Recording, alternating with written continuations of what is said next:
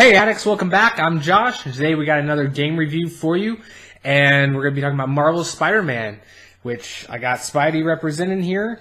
And if you guys are new to the channel, for our reviews we go diving down into categories ranging from like the story to the gameplay, the world, and all these other jazz.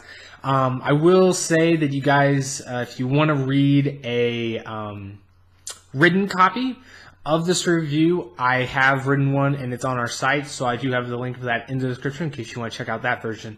But anyway, we're going to jump right into it. So I'm going to start off by giving a brief look into the story without any spoiling.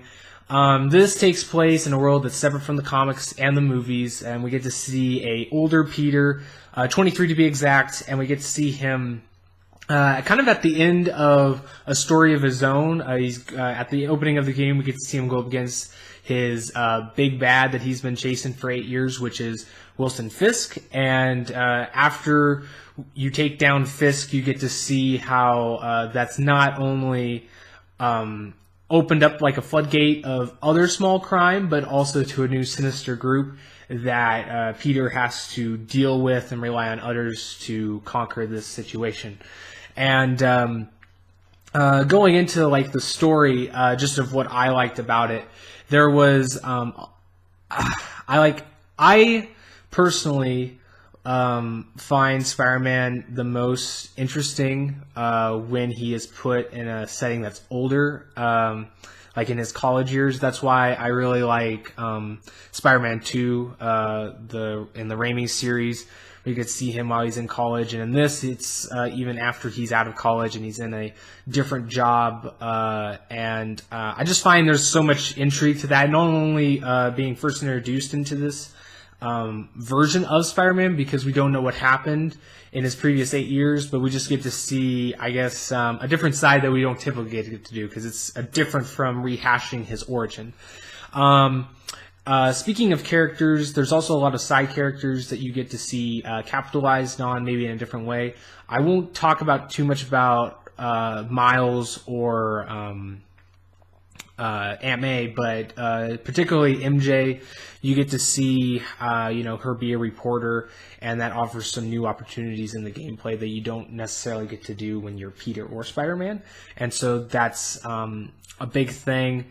But probably my second favorite thing about the story, besides seeing an older Peter, is the villains. We get to see some classic ones return, and we get to see them in a reminiscent way. There's a lot of callbacks and homage to their original designs, but we also get to see a new, fresh take that really kind of swaps their character roles a little bit, and it's just really unique and interesting. But as well as some classic, we also get some introduction to newer villains. I mean, they're new in the sense that they haven't been around as long as some of the other villains.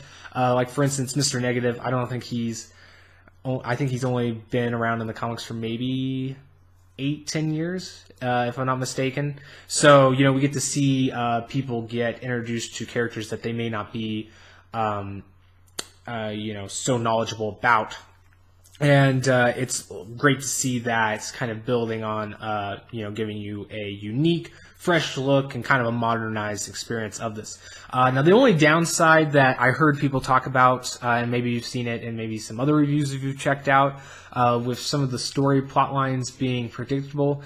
And I will say, being real with you guys, there is one story plot line that is a little bit predictable, blatantly predictable, but that's only really if you're somebody that knows a little bit about some of these villains' origin story, or if you're a Spider-Man fan. But for me personally, that wasn't a negative at all, because you get to see it's not so much more like, because you kind of know what's coming in that regard, but it's just seeing the build-up and seeing how it plays off and how it eventually comes about. There's a lot of blatant foreshadowing that you get to see in scenes, and it's like just seeing those got me super pumped to see it finally happen, even though I knew it was coming. But there's other parts of the story that have a lot of mystery and that will definitely shock you in a lot of ways, especially when the credits are getting close to rolling.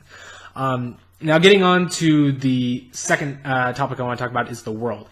This is, I think this is one of the best open world maps that we've gotten in recent memory, and I think it's the best New York City interpretation in a game. It's just so good. I don't know if it's specifically 1-to-1 scale, but it feels pretty similar or pretty close to it if it's not. There's also 8 districts that you get. It's only on one island, and that's Manhattan, but it's separated in 8 huge districts that will take you a lot of time to just look at the detail in it. And that's another thing about the detail is there is so much going on, from just seeing like rats running across the street, going through garbage, or you see planes flying through the air, boats on the waters, you got the cars and all the people. There's just a lot going on here that makes it feel alive. With also, there's a lot of Easter eggs and stuff like that, because it wouldn't be a Spider-Man game without being set in a Marvel world, and there is a ton of callbacks and references and Easter eggs just galore, not only for Spider-Man and the characters surrounding him, but the bigger part of the MCU. I'm sure you've seen in their advertising, you got the Avengers Tower, Wakanda Embassy, Doctor Strange's Sanctum Sanctorum. You got a lot going on, and there's a lot more in depth than just that. We get this, for one example, the graffiti alone can depict a lot of the history that you can see go on here. But probably the other thing that's important to point out is that in the lapse of the time, you really get to see the story elements be depicted into the world. For instance, when more chaotic things start to spout off and, the villains are starting to come in full force, you get to see the city thrown in chaos where buildings are on fire. There's, trash held out in the streets. There's more cars, being deserted. There's a lot of attention to detail that I kind of was blown away at, because I thought it wasn't going to go that route, and it turned into a different looking map, a different New York in certain parts of the story. Now, getting on to combat / progression, we're going to talk about combat first. This is probably the most varied Spider-Man combat system I've seen, and it's actually one of the funnest brawlers I've played in a while. There's just so much variety. You get, you can punch and kick like normal brawling stuff. You got your dodge. But you can also use web attacks, which you can use to either pull enemies towards you, or you can use it to take yourself and bring them closer to the enemies. You can also yank things from your enemies, such as like their guns or something. You can yank it out of their hand and throw it at them. You can take other objects or even enemies themselves and launch them at people. There's also your gadgets that lets you use a variety of different things, whether it be from like a drone or just your regular web shooters. And there's some other attacks we'll talk about in the progression, but they just give you a huge variety. And it's really interesting to see how just fluid it feels in making your own scenarios unique. So it's, you can do the same things over and over again if you want to. If you got a system down, you'll do pretty well. But if you really want to change it up and just create a different scenario every time, you can. Like the combat is that fleshed out to where you can create unique experiences every time. And but one of the things that really impressed me was, in brawler games or stuff like this, the big payoff is executions. You build up a meter or something like that, and you get to deal out this really cool, awesome execution that just finishes them right off there. And Spider-Man does have that. And it is really cool to see Spider-Man take them off in his webbing fashion. But it's interesting to me that the most enjoyable part was just webbing up people and then trying to stick them to certain things, or taking objects and using them to take out certain people. At least for me, that was my favorite part about the combat, and I just thought how great it was just mixing up all those things.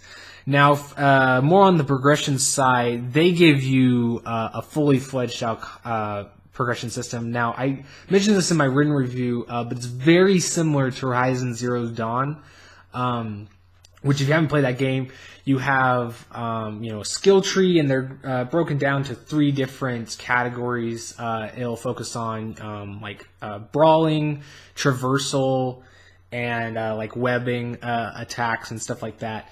And so you get and I like how they keep it down to 3 because it's not so overwhelming. But you get skill points as you level up, and there's a bar that fills, and it only has 3 tiers of different pricing, where you can either use 1 skill point, 2 skill points, or 3 skill points. And depending on what tier they are, that's how much they'll cost. But as far as equipment too, you also get a lot of customization with his gadgets. Like you can unlock new gadgets, you can unlock new gadget upgrades, you can unlock suits and suit mods. And this is where it really you can make the customized Spidey that you want to play, not just cosmetically with different suits, but you can also do it in your playstyle. So each suit has power-ups or power abilities that you can execute over time, and they'll either have a passive or like an offensive or whatever ability, and you can switch those to any suits that you want. So if you have a specific suit that you like, but you like a different ability from a different suit, you can put it on any suit that you like, and you're fine. But you can also there's a slot for 3 mods onto each suit, and those can either help you in combat, in stealth, in defense, survivability. I mean, it really leaves the place open for you too. And it's and in the suit regard, or in your clothing, that is very similar to Horizon 2. So if you have played that game, just picture that, and you'll have a good representation of how this game progresses. Now we're going to dive into probably the most important thing about a Spider-Man game, at least considered by most people, and it's the web slinging. And I'll just tell you right now, the web slinging feels amazing. It's so good. I think Insomniac really nailed it. And there's a lot of things that it's kind of hard to explain how it feels. Even when I was watching like the E3 demo and people playing it, it looked cool. Don't get me wrong. I absolutely loved it. But I didn't quite get the feeling that I didn't get the full extent of how it felt until I started playing it. It feels 10 times better than it looks. I'll guarantee that. But in the regards of what you can do in your web swinging, you can swing normally, which, depending on where you jump off of your line, you'll gain a certain amount of momentum. But as, in addition to that regular swinging, you can also do, your web zips, which there's 2 different types of web zips. They have web zips to perches, which there's a little reticule that will track certain areas on the in front of you to where you can perch off of those, and you can perch to those easily. If you want to stop and look at a situation, or if you want to keep going, and then you can actually boost off of those with a push of a button, and you even get an extensive boost if you time it just right. Now, there's also the other kind of web zip that lets you. It's more of a quick maneuver where you can either use it to gain really fast horizontal movement forward, or you can use it as like a turnaround, so you can 360 back the opposite way. And so it's really good for sharp curves if you want to turn really fast. The other kind of stuff that you can do is the dive bomb, which we have seen this in other Spider-Man games, but this is the first one that is manual. and you really get to see. I mean, I don't want to say that the other ones didn't feel momentum based, but this one, I mean, it kind of has the addict effects to where it makes you feel like you're going faster. But not only that, your swinging, you do feel an immense speed boost when you use this feature, and it looks amazing.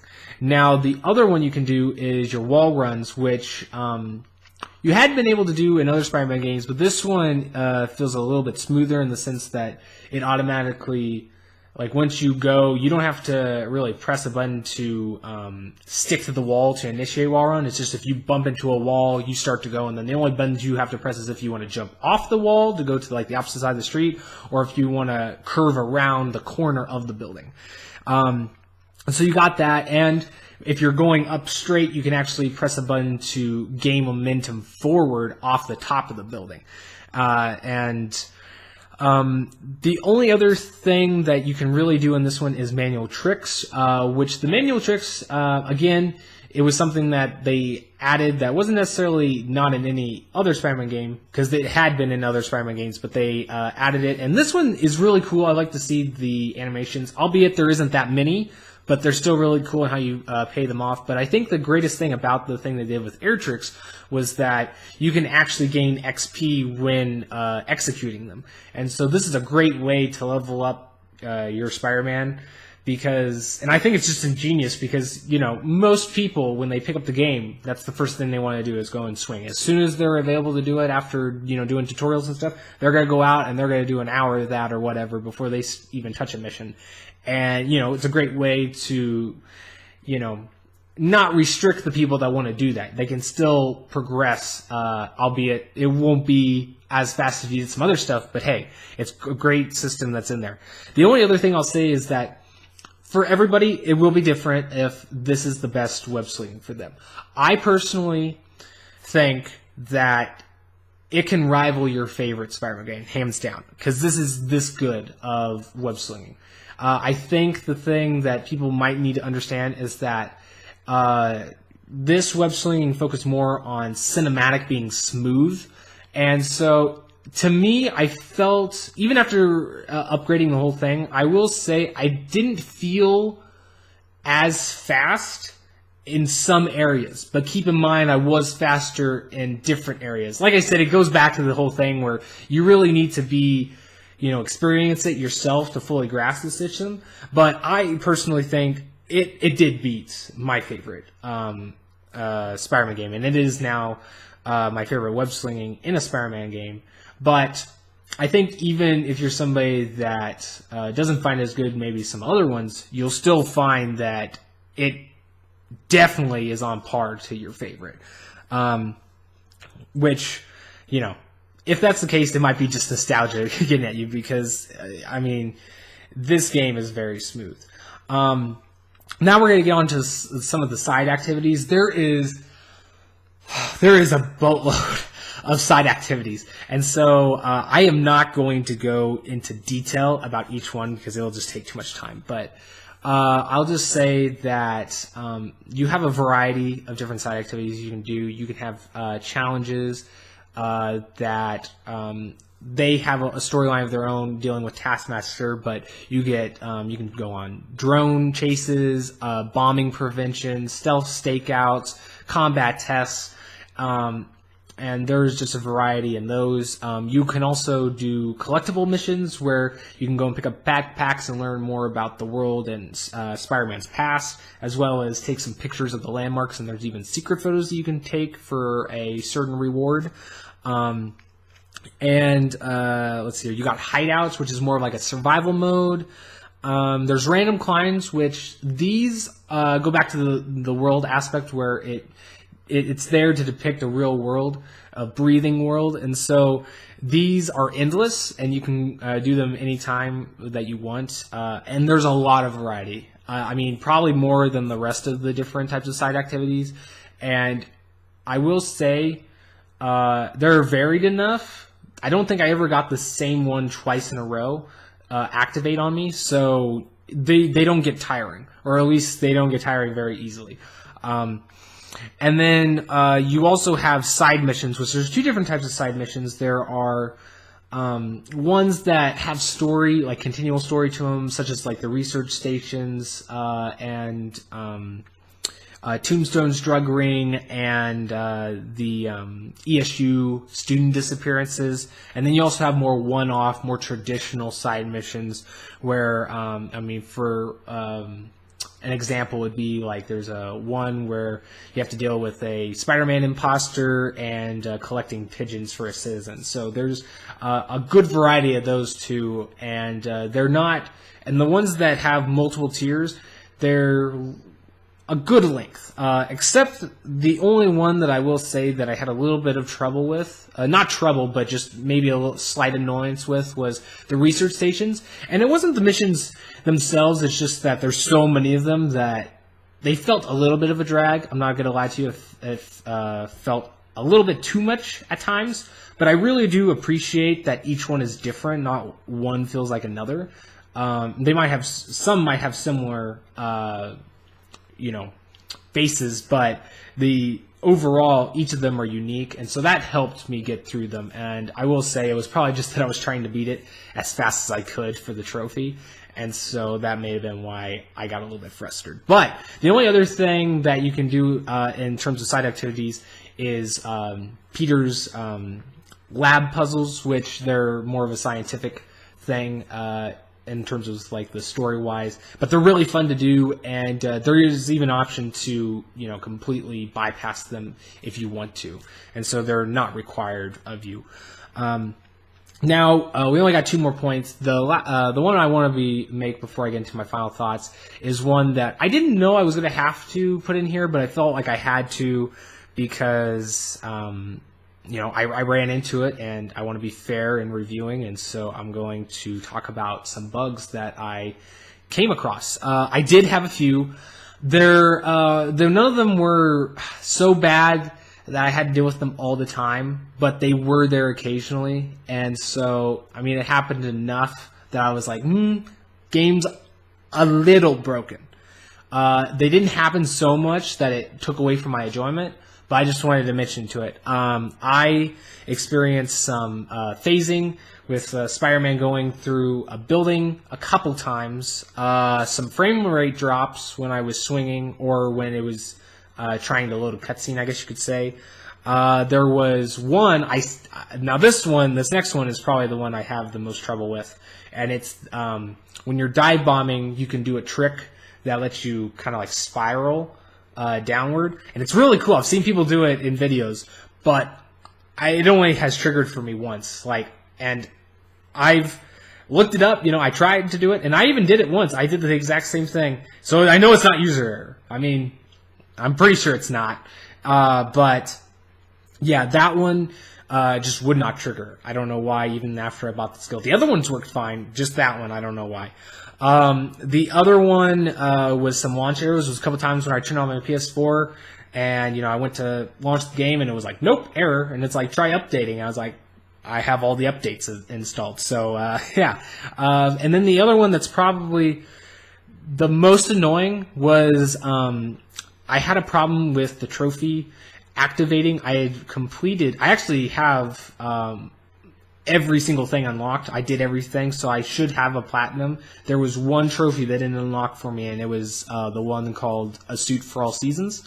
And you can even see it. I have it on my Twitter page. I snapshot it. I have all of the suits unlocked, and they didn't give it to me. So I don't know why it was like that, but yeah.